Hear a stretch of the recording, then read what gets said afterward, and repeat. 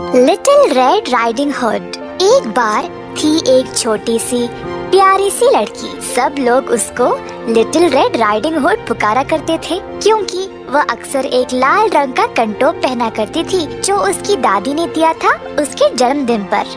एक दिन little red riding hood की माँ ने उससे कहा, सुनो बच्चा, इस टोकरी को अपनी दादी के पास ले जाना।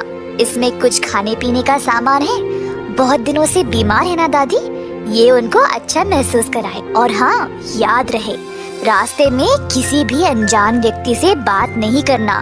सीधा दादी के घर जाना और तुरंत लौट आना, ठीक है?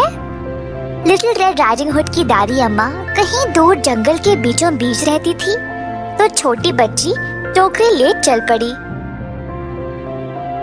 राइडिंग हुड जंगल में चल रही थी जब उसके सामने एक भेड़िया आया। छोटी डरी नहीं क्योंकि उसको पता नहीं था कि भेड़िया खतरनाक होते हैं। भेड़िया ने छोटी बच्ची को खाने का निर्णय ले लिया था, पर कुछ नहीं किया क्योंकि पास में ही कुछ लकड़हार काम कर रहे थे। शुभ दिन लिटिल रेड राइडिंग हुड। शुभ दिन भेड़िया जी, कहाँ पे जा रही हो? मैं अपनी दादी के घर जा रही हूँ, उनकी तबीयत कुछ ठीक नहीं है। ओह, वैसे ये तुम्हारी टोकरी में क्या है? इसमें कुछ रोटियां, मक्खन, केक और फल है दादी के लिए। वाह, बहुत खूब। और तुम्हारी दादी रहती कहाँ? और इसी तरह भोली राइडिंग हुड ने भेड़िया को सब कुछ स्पष्ट बता दिया। कुछ देर तक दोनों साथ चल रहे थे जब एक सुंदर से बाग के पास आए। भेड़िया बोला, कितने सुंदर फूल हैं इधर, क्यों ना तुम थोड़े फूल अपनी दादी के लिए ले जाओ? लड़की ने देखा और सोचा कि दादी ताजे फूल देखकर बहुत खुश हो जाएगी, तो अपनी माँ की बात भूलकर वह अपने रास्ते से भटक गई। लिटिल रेड राइडिंग हुड दूसरी दिशा में चली गई फूल उठाने के लिए, और इसी दौरान भेड़िया सीधा दादी अम्मा के घर की ओर निकल गया। दरवाजे पर खटखटाया तो अंदर से आवाज आई, कौन है?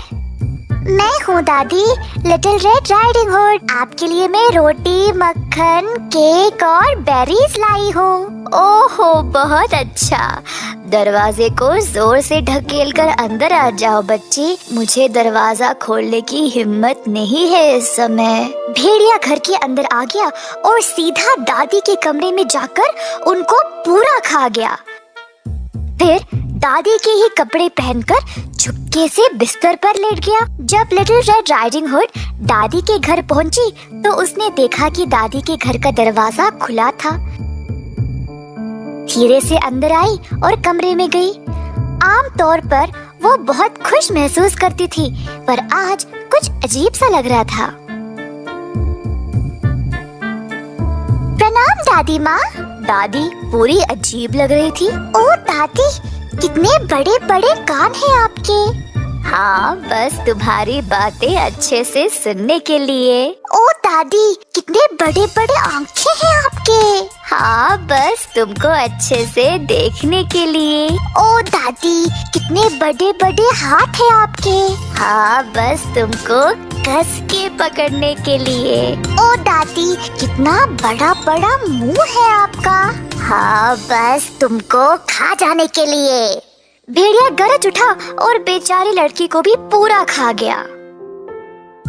पेट भरा हुआ भेड़िया दादी अम्मा के बिस्तर पे ही सो गया, जोर जोर से खरांटे लेते हुए। एक शिकारी उस घर से गुजर रहा था जब खरांटे सुनकर सोचा कि एक बूढ़ी महिला इतना जोर से थोड़ी खरांटे लेगी। अंदर झांक के देखा तो उसको भेड़िया नजर आया। शिकारी बहुत समय से उस भेड़िया को ढूंढ रहा था और आज उसको ये मिल ही गया। शिकारी ने अपना बंदूक उठाया गोली चलाने के लिए। जब उसने सोचा कि शायद बूढ़ी महिला अभी भी उसके पेट में जीवित होगी, तो शिकारी ने एक कैंची ली और भेड़िया के पेट को काट दिया। अंदर से लिटिल रेड राइडिंग हुड निकल आई। शिकारी ने थोड़ा और काटा तो दादी अम्मा भी बाहर निकल आई। फिर लिटिल रेड राइडिंग हुड और उसकी दादी ने कुछ पत्थरों को इकट्ठा किया और भेड़िया के पेट में भर डाला। जब भेड़िया जागा तो डर कर भागने लगा, परंतु पत्थरों के भार से वह तुरंत नीचे गिर मर गया। तीनों ने फिर आराम से केक खाया और राहत की सांस ली कि अब ये भेड़िया का खतरा खत्म हो चुका। लिटिल रेड राइडिंग हुड ने निर्णय लिया कि अब से वह कभी भी रास्ते से नहीं भटकेगी और ना ही किसी अनजान से बातें करेगी।